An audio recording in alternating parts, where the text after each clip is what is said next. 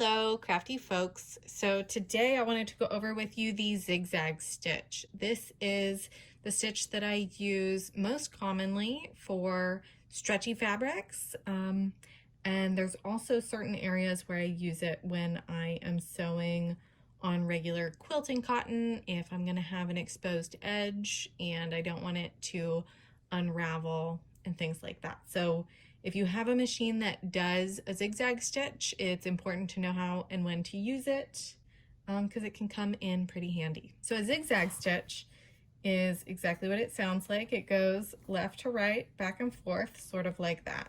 So it's important when you're doing a zigzag stitch to have a presser foot that has space for the needle to be able to move back and forth, left to right. Most sewing machines that are modern that do a zigzag stitch, it's just the generic or normal presser foot that comes pre-installed on your machine is the one that you're going to use for the zigzag stitch. But you can always check your manual if you're not sure. So on my sewing machine, the zigzag stitch is number 3.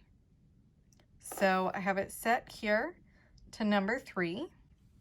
And I have installed the presser foot. I'm just going to turn my machine on here and grab a scrap of fabric. All right, so just to show you guys the zigzag stitch on the machine, it moves left to right as it sews. Now, one important thing to know is that you should always have your needle in the up position when you change from one type of stitch to another type of stitch. So I'm going to change it right now, and if you watch the needle, you'll see that it will sort of snap into place. If it's down under this plate here, then when it snaps to the side like that, it could break your needle.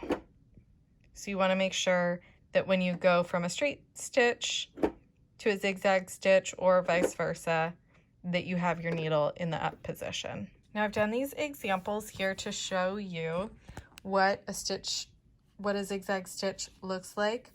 This is when you change the width. So I started with very little width on my zigzag and then increased the width of it incrementally. And then this is leaving the width at the same measurement and then increasing the length. So you can choose different settings in order to get different effects. You could maybe do a smaller length if you wanted to, go around the edge of something, sort of like an applique or something like that. So you can choose the effect based on what the application is that you're doing.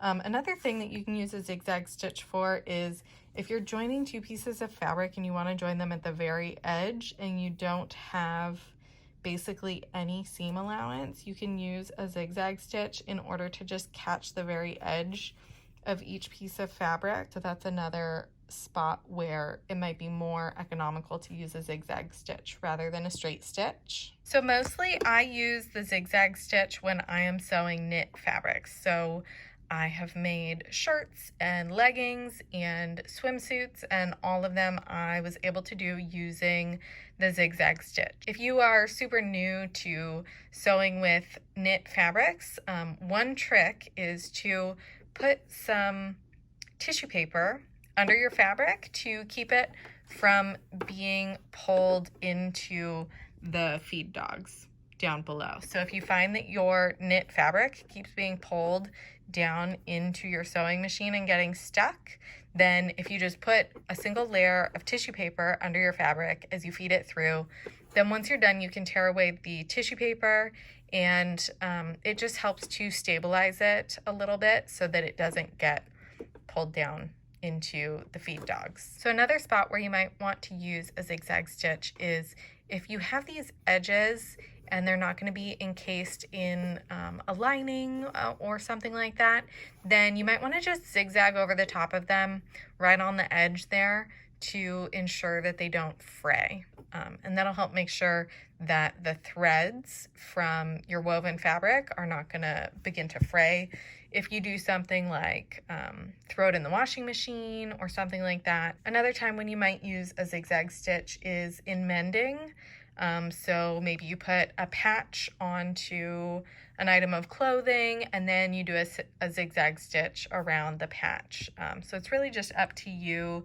The zigzag stitch, and the reason why it's used on knit fabrics and things like that, is because it allows you to stretch the fabric without having the threads break. So if you have a line of straight stitching there and you go to stretch the fabric, then the fabric is going to stretch a whole lot, depending on the type of fabric, obviously, and the stitching is not going to be able to stretch that far. So you're likely going to just break your straight stitches out, and then the garment would essentially fall apart. So if you have your zigzag stitching in there, then it helps to be able to give it enough give and enough ability to stretch that it's not going to rip your stitches out. Now, I have occasionally sewn like a piece of super stretchy legging material with a zigzag stitch, and I've still had it be ripped out, but that was generally because I was using incorrect settings.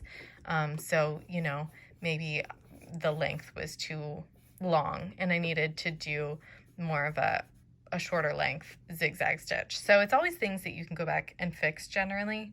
If you like this video, please give it a thumbs up and don't forget to subscribe.